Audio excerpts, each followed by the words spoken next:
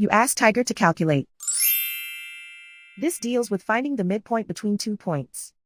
The midpoint between the 2 points is 5, 6.5. Let's solve it step by step. Plot the 2 points and calculate the midpoint using the formula. The coordinates of point 1 are, x1 equals -14, y1 equals -52. The coordinates of point 2 are, x2 equals 24, y2 equals 65. PM represents the midpoint of the 2 points.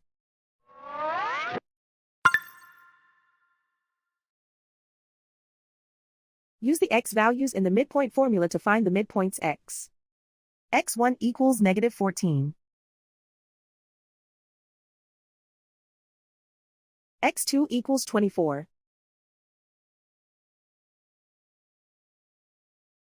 Simplify the arithmetic.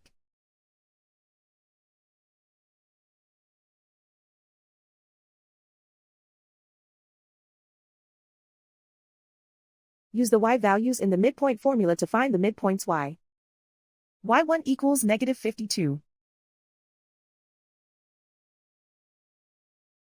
y2 equals 65. Simplify the arithmetic.